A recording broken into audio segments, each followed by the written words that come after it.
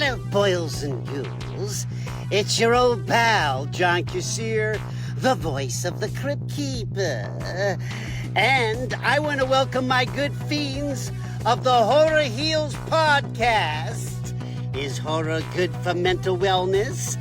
But of course it is. I delight in the delicious deaths of pitiful people on the silver screen. So get ready for a hell of a good time with my new fiends, Corey and Kendall, on the Horror Heals podcast.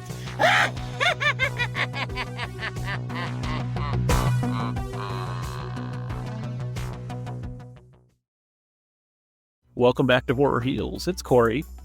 Today, we're honoring someone whose career reached across time, space, and genres. The incomparable June Lockhart, who recently passed away at the age of 100. June just wasn't a TV mom or a space traveler.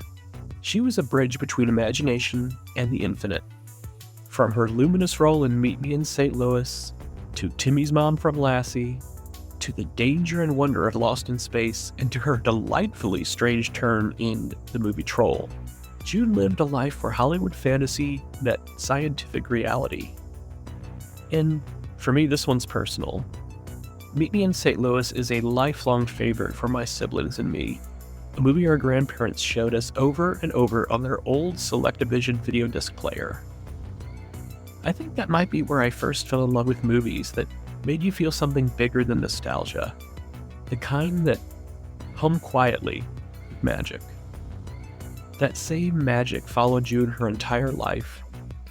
In 2013, NASA awarded her the Exceptional Public Achievement Medal, recognizing her decades of passion for real space exploration and her role in inspiring the next generation of dreamers and astronauts. June Lockhart wasn't just lost in space. She helped light the way. Oh, and she's also space's first pinup girl. Let's revisit June. I think the most exciting thing to talk about right now is this honor that you've been given, and I would imagine it's had to be a pretty exciting time for you. Well, when I got the notice in the mail that they were going to give it to me, I couldn't believe it. I was so thrilled, and I took it with me, and as I did my errands around town, I had the invitation on the seat beside me in the car. And at every stop sign, I picked it up and read it again and put it down and picked it up and read it again. It truly, that's significant. I've been in the business a long time, and during that time, I've had some lovely acknowledgments, some lovely awards, a Tony Award, an Emmy nomination. My family has 5 stars on the Hollywood Walk of Fame, 2 of which are mine. Some lovely recognition, but nothing ever meant as much as this. The best way I can put it is what I do is pretend and what they do is real. Was it the TV show Lost in Space that first got your interest in real-life space exploration, or where did your passion for it? Oh, no, I had always been very interested in it. And so doing Lost in Space was simply a grand extension of my enthusiasm and with the work that NASA was doing already. And then the way this all with astronauts was January 1st, 1970, and I was calling the Rose Bowl parade. I did that for 7 or 8 years on CBS, and I was able to interview Charles Conrad and Dick Gordon and Alan Bean. They had just returned. They'd been in Apollo 12, and they, in November 69, had landed on the moon on November 18th and done 2 moonwalks lasting 7.5 hours. This was our second lunar landing, as I said. But their trip had lasted 10 days, 4 hours, and 36 minutes. And I got to interview them and talk about that. And I have a neat picture of myself on the air talking to them all. Very nice. I mean, it was such a unique experience. I mean, there's still so few people who can say and talk about, what that experience is like. So I'd imagine it must have been pretty, and so fresh in their minds at that time, must have been pretty thrilling for them to just relay their experience, to you. I think so.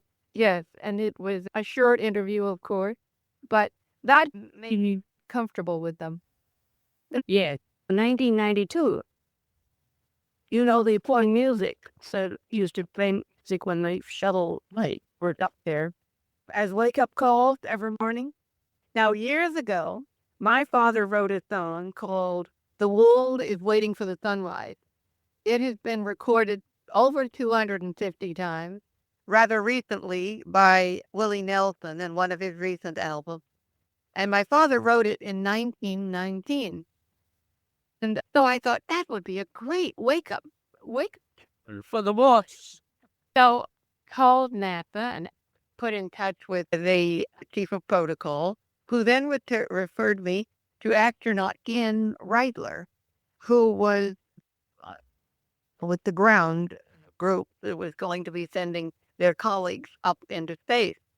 And I told him about this song. And at that point, the Les Paul and Mary Ford version was very successful. And he knew the song.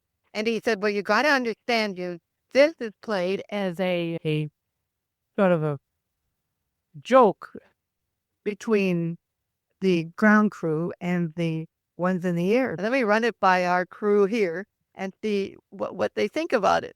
So he called me back the next day and he said they love the idea and they're going to play it. And meantime, they had all heard the Les Paul Mary Ford version. And he said it's particularly appropriate because there is a new sunrise in space every hour and a half. Oh. And of course, because the shuttle goes around the globe in an hour and a half, which was a new thought for me. And it is for most people that I mentioned it to. Oh, yes. So he gave me the date, and I was there in mission control in the viewing room, and I listened to the music, fill the sky, that they were awakened. And then in a little while, this voice came back down from space. Oh, then the announcer always says who's there and what they're playing. And then in a little while, the voice came back from above. A bunch of us up here want to know what Lassie's mother is doing in mission control at 2:00 in the morning. Some of us up here want to know. Anyway, it was wonderful. So then later in the day, of course, I had a superb tour of the facility.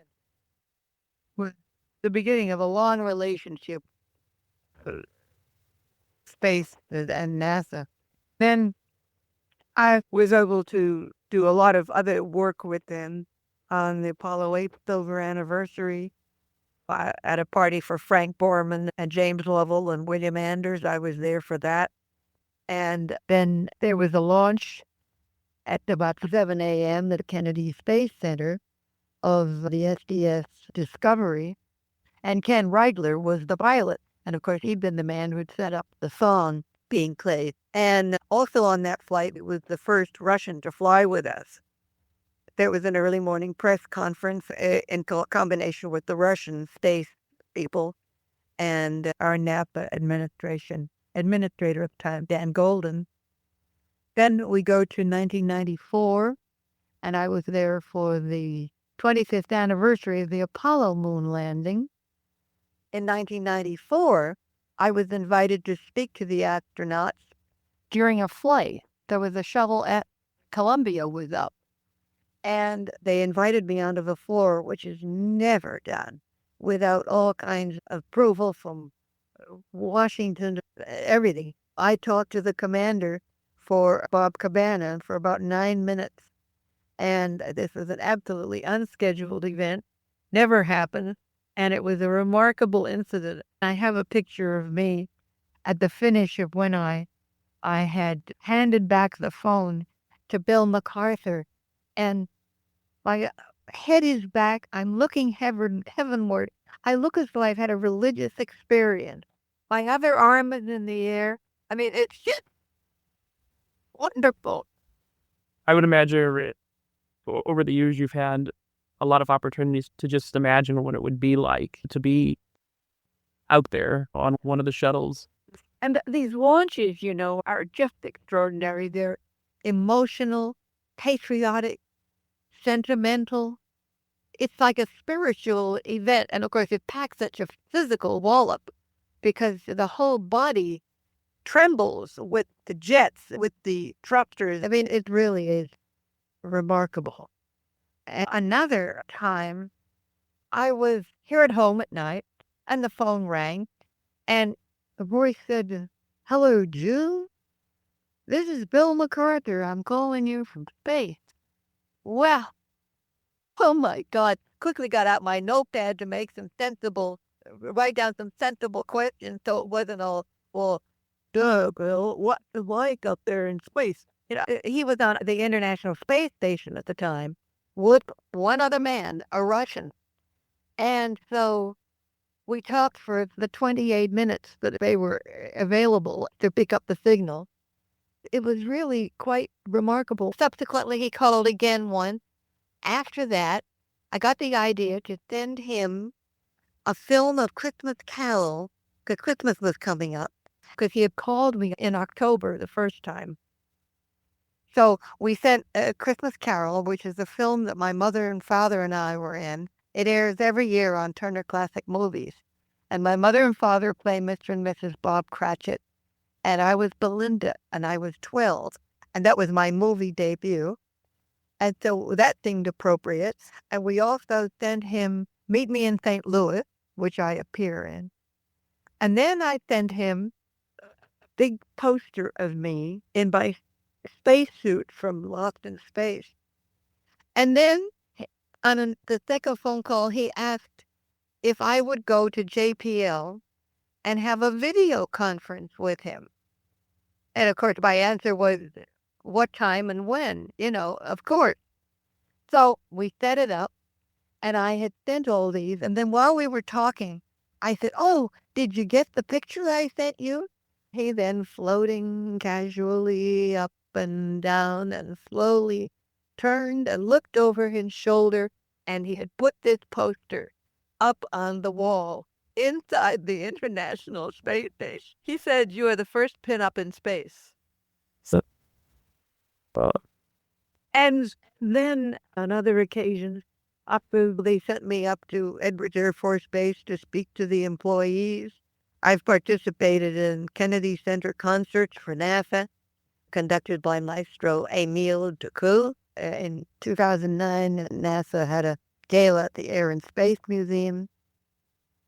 In August of 2009, Buzz Aldrin and I presented the Academy of Television Arts and Sciences, that Emmy, which is called the Philo T. Farnsworth Technical Award, the Engineering Award.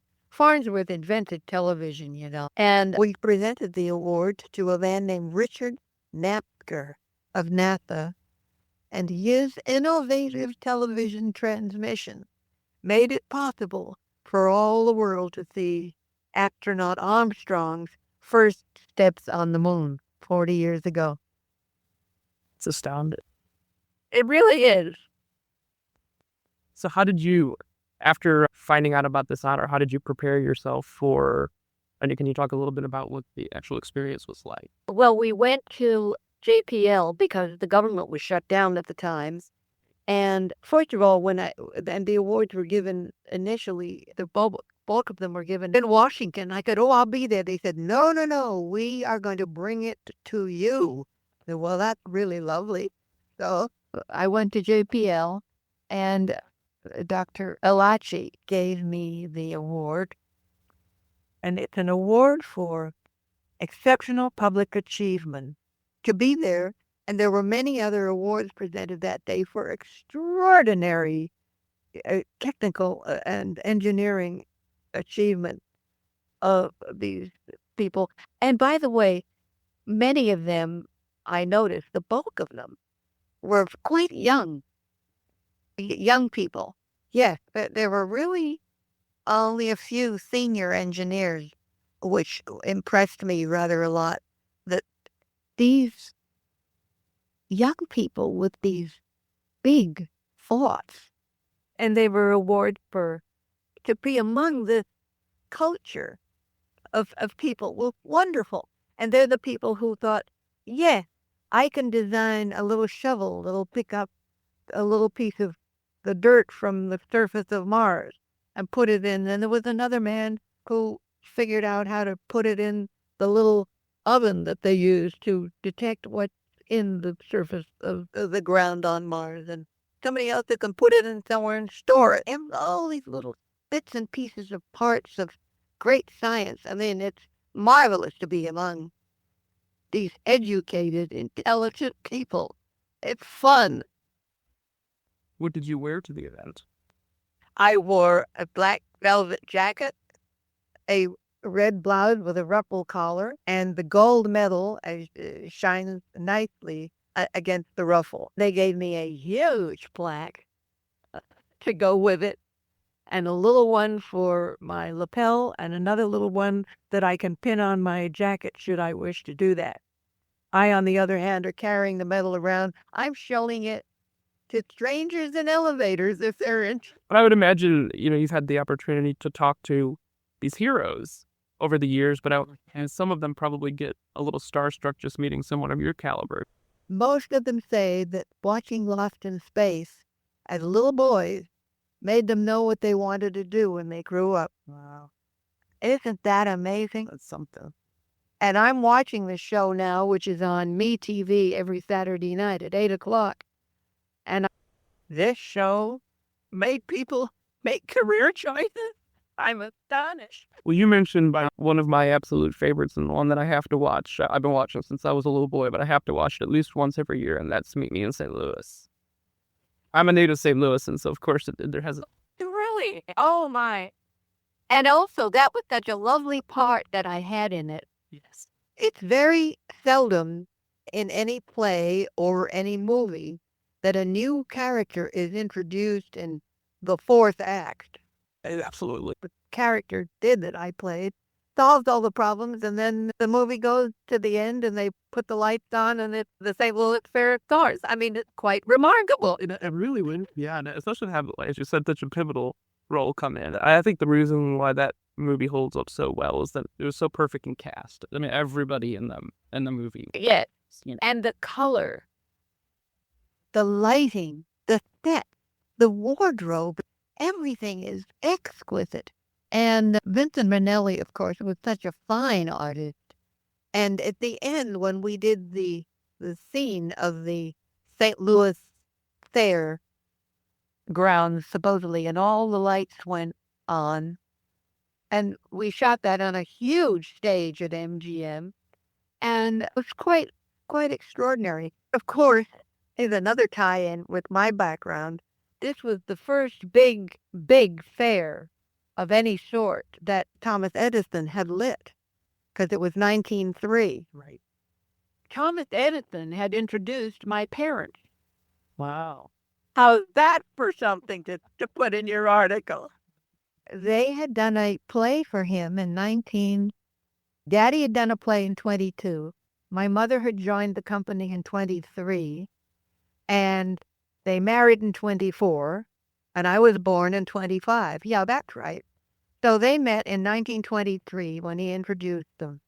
And Thomas Edison, being very savvy man about how to promote his new invention, every year would send out the Edison Dealers Convention Caravan.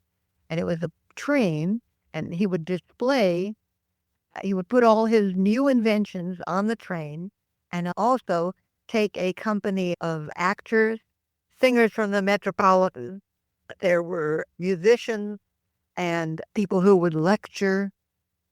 It's just an extraordinary accumulation of very talented people. They left New York, go to Chicago, down to St. Louis, across the United States, and then up the coast to California. In this case, they went all the way up to Canada. And when they got to Lake Louise and Banff, Daddy made his move. Mommy to marry. It was really, I never met anybody else who could say that. I think so. That Thomas Edison introduced their parent. Oh, goodness. Okay, and then the connection was Meet Me in St. Louis. And yeah, that's a great connection. I have to say, another one of my favorites from when I was a kid, I actually watched it pretty recently. It's on Netflix now, is a kind of a comedy, science fiction-y kind of movie called Troll that you made in the 80s. And your sister was really, really fun, almost like a horror movie for kids, almost. it was supposed to take place in San Francisco. Well, we shot it in Italy. And that was great fun, of course, being there to do a film. But yes, I had great fun with that, and I loved the part in it. We don't know whether she was a witch or just somebody who had a great extrasensory perception or not, but yeah. I hadn't seen it for years, and I think I watched it late last year again on Netflix, and it was And of course, one of the weird ladies that was kind of all a bush creeping around, that was Julia Louis-Dreyfus. I know, isn't that astounding? I think, and Son was in there too. Oh, it was the most mixed cast of people you can imagine. Yeah, Sonny Bono. And I remember I was on the flight with him over, and I don't think he'd ever been to Italy. And that's my memory of it, and I could be wrong. He was thrilled to be going to Italy. Oh, I bet. And what a great opportunity to make a movie in Italy. I would imagine that you've heard from many, many people over the years about their excitement of you being such an iconic TV mom. What has being that part of that TV mom icon meant to you over the years? It's really kind of neat. Every once in a while, a part will come along in which I'm a proper bitch or a drunk or something, and they're great fun to do. I have always considered myself a character actress, even when I was playing ingenue roles. It was sort of my secret. I thought, well, they think I'm a young leading woman on Broadway or something, but I'm a character actress. And of course, I'm sure I got this from my parents, who were both character actors. And I knew that being a character actor was something that was really quite wonderful than being an ingenue who does 3 or 4 films and then you never hear from them again. Right. Which so often is what happens now with young people in new television series. With all the hoopla, they come on and they're introduced and there's lots of coverage. And then, boom, they're gone. Well, I think that you're very clever in realizing that how important character actors are. Thank you so much for taking some time to speak with me today. It's been such a pleasure. Well, thank you very much, and all the best to you and in your career. June Lockhart spent a century chasing curiosity. She stood on stages, soundstages, and sometimes even mission control, reminding us that wonder isn't limited to fiction. Her imagination became a fuel source, one that lifted real rockets, real hearts, and real dreams. And maybe that's what connects her Hollywood world to ours, the same way horror connects to healing. She showed us that you can look into the dark, or into the void of space, and still find beauty staring back at you. So today, as we remember June, I like to picture her in that gleaming silver suit from Lost in Space, floating among the stars, still curious, still kind, still reminding us to keep exploring. Because in our universe, legends don't fade. They orbit forever. We thank you for listening to Horror Heals. And remember, even in the blackest depths of space, there's always a little light waiting to guide you home. The Horror Heals podcast is produced and presented by How the Cow Ate the Cabbage, LLC.